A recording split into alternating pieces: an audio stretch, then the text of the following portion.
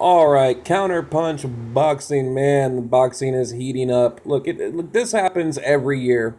Okay, we get kind of a slow period in boxing, right? We had a lot going on at the end of 2016.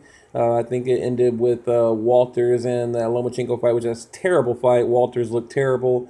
Kind of a slow time, and bam, here we are. Things kicking off again. I think with the Danny Garcia Keith Thurman fight, that's really going to be the launch of 2017, and some really really exciting boxing. Okay, let me go back here. Let me go back.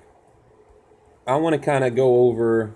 Oh, and by the way, again, I'm on my speakerphone, cell phone. A friend of mine, he's starting up like I don't know what to call it, like a music YouTube channel, and he borrowed my microphone. So, Mitch, if you're listening, I want my damn microphone back. So, I let him borrow like a lot of my equipment to get him going. I'm trying to help out a friend. So, but actually, he texted me today, and I'll get my mic back today and my equipment back today, so I can start making good quality videos instead of yelling into a cell phone. But anyway, Gennady Golovkin. All right, he's on ESPN First Take, and he's getting better. Well, first of all, his English has really improved. He's getting better at these interviews. And I wish he could kind of articulate himself a little bit better, but like I said, he has improved. Okay, first of all, they ask him about Mayweather McGregor.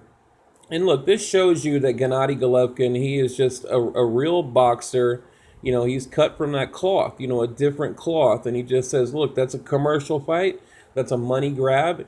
I like boxing. I like real boxing. And of course, he, picked Mayweather to win over Conor McGregor. But, I like to hear that. I liked hearing that out of Golovkin. He just said, look, I'm a boxer. And that's pretty much a bullshit fight. It's, for the casuals and whatever. And that's basically what he meant, okay? And then they go on to ask him about his fight with Kell Brook.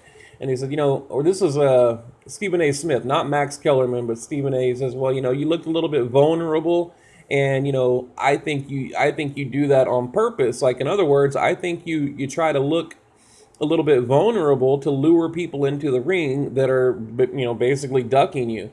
And he kind of agreed. He agreed to that, and I think he does that too. And I don't know if he does it, in that moment intentionally, but I think like subconsciously he does. I mean, he's getting bored, because look, I mean, when you're a boxer and you're not being challenged, you get bored with it. It's like when you're really good at a game or you're really good at anything in life. I mean, eventually you're going to get bored with it if you're not challenged. And with all these people ducking him, I think he feels like he's not challenged. So I think that's where, that's what Stephen A. Smith was kind of picking up on there, that he's just bored. He's ready for a real challenge, which would be Canelo. Canelo needs to step it up and get in the ring. And Gennady Golovkin went on to say that, he's ducking him. He talks too much. He's all talk, no action, talking about Canelo. He said, look, he's all talk, no action. He needs to put up or shut up. Basically shut up and get in the ring. And all this let it marinate crap, and maybe September 2017, maybe just shut up and get in the ring, right? Put your money where your mouth is, right? Okay, and he said, basically he's ducking me. I mean, the guy wins the belt, vacates the belt. He says he needs to acclimate. He can't make 160 now we have a Canelo Chavez fight at 164.5. I mean, it's a clear duck, and they're contradicting themselves. And like I said, I personally asked Oscar De La Hoya about it. What, a week ago, about 6 days ago, and he just kept promising that we're going to get it in 20 or September of 2017. That anytime you back Oscar De La Hoya in a corner, he tells you, oh, September 2017, September 2017. That's the end. Oh, you're going to get it. You're going to get it. So we'll see. Look, if we don't get that in September of this year, 2017, then, man, I mean, Golden Boy, they need to close the doors. They need to lock it up. Canelo needs to retire, whatever. Or he needs to just say, hey, I'm out here fighting for money, and that's it. That's all I'm doing. Because, Yeah, I mean, they owe it to the fans, especially Oscar De La Hoya. You know, he was a boxer that, he wanted to fight the best back in his career, and he even said if he ever became a promoter, he wouldn't pull that kind of shit. So, he's basically, he lied. He really did. He lied to us. So, um, now another interesting thing they kind of brought up was Golovkin said, we're going to see a different Golovkin against Daniel Jacobs. And I thought that was kind of interesting. He said that, he's not going to be the powerhouse, come forward, powerhouse bull, knock your ass out kind of Golovkin that, we're accustomed to seeing. That, he's going to be a little bit more careful. He's going to be a boxer and not turn it into an ugly barroom brawl, kind of like he did against Kell Brook. He's going to be a disciplined boxer in the ring, and we're going to see a different, a more technical Gennady Golovkin against Daniel Jacobs. But he said if the knockout is there, he's going to go for it. He's not going to carry him any rounds. If he gets him in trouble, he's going to take him out, kind of thing. So that was good to hear too, that they have a good, intelligent plan against Daniel Jacobs. Because look, Daniel Jacobs, what he lacks with his chin and maybe his attributes, he makes up with moments, right? I mean, I will give Daniel Jacobs that he knows how to capture a moment. I mean, look at Quillen. He can capitalize on the slightest mistake. So that's what Jacobs is good at. He can, he can find a little hole and get in and then take you out. I mean, that's what he is good at. If you go back and watch any of his fights, he can capitalize on a mistake. So I think that's why Gennady Golovkin and Abel Sanchez have come up with a plan to have a very tactical, technical, I don't want to say safe, but just an intelligent fight, okay, which is a good thing. Yeah, I'm going to play a little audio clip for you, but I mean, I'm like so terrified with these copyright issues on YouTube. Before I play that, and this is what our Gennady Golovkin had to say about Canelo. Before I play it, he said, okay, they asked him, they said, now, why don't you move up? Basically, if everybody's ducking you at middleweight, then why not move up, right? And he said, well, 30 days ago, I was 165, okay? And he says, here we are. And then he said 3 days ago, so 30 days ago, 165, 3 days ago, I was 164 pounds. So he's saying, I'm a middleweight. That's why I don't want to move up. Now, he did say if the right opportunity was there, he would move up, for like an Andre Ward or a big name, a big fight, he would definitely move up. But, and this is something I don't understand about these people. They all doubt Golovkin, right? These Gennady Golovkin haters. They say he's a fraud. He's fake. He's a paper champ. Whatever they call him, and he needs to move up to prove himself. So I mean, aren't they kind of contradicting themselves, right? I mean, basically they're saying he's too damn good at middleweight, or there's just no talent at middleweight, and he needs to move up. So they contradict themselves constantly. And whenever Stephen A. asked him that question, I was there thinking like, I mean, well, basically you're saying he's too good at middleweight and he needs to move up. I mean, that's what I'm hearing anyway. So these guys, they constantly contradict themselves. But let me play this little clip when they're asking him about Canelo. Canelo, he's nothing. No. Right now, he's still 160. Did you just say Canelo did nothing, has done nothing? Is that what you just said?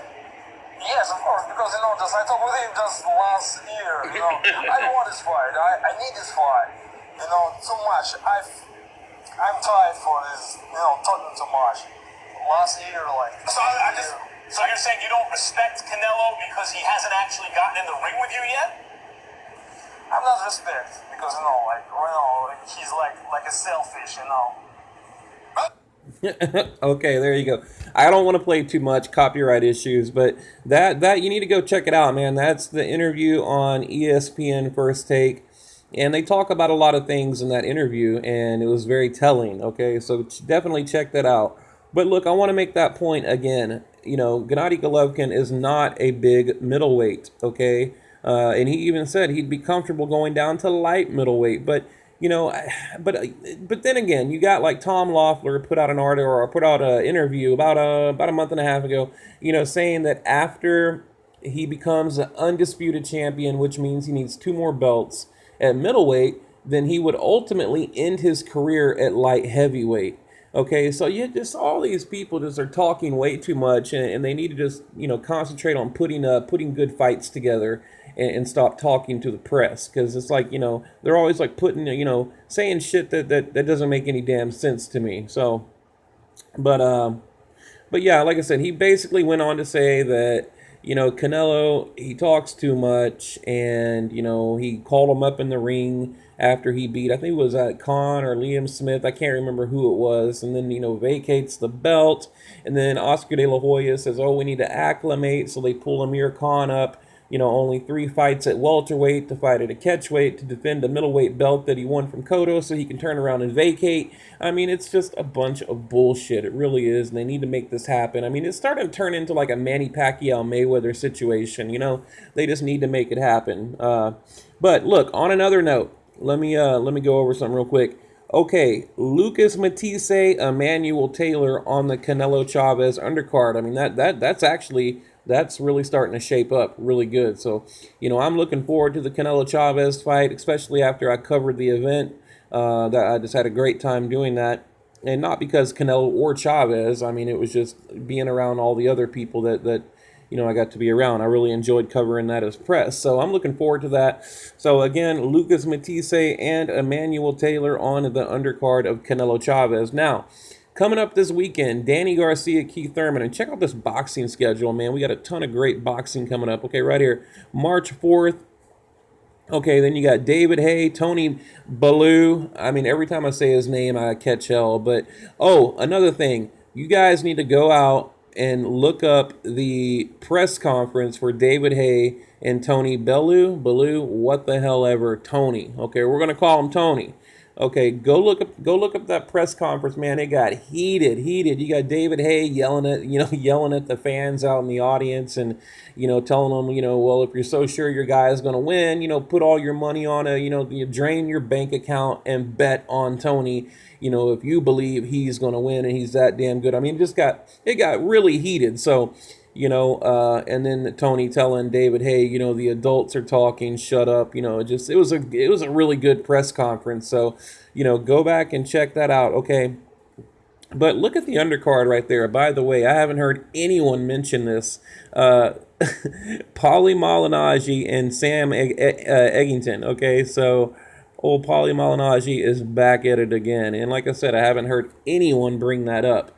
Okay, March 11th, David Lemieux, Curtis Stevens. I actually think that's going to be a great fight. And then, of course, you got Yorkis Gamboa, which, is someone that I really liked. Especially I give him a ton of credit after that Terrence Crawford fight. So, but he's fighting Rene Alvarado on the undercard. So that's the David Lemieux, Curtis Stevens, March 11th.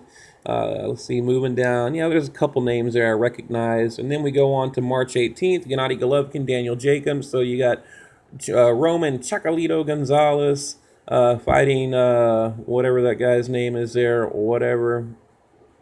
And then Carlos Cuadros, David Carmona. So, again, another good undercard, I think. I mean, it's going to be an action-packed undercard. Now, I mean, they might not be the biggest names in boxing, but the undercard for the Gennady Golovkin, Daniel Jacobs is looking good. It is looking good. Like I said, they're not big, huge names, but there are going to be some good fights, really.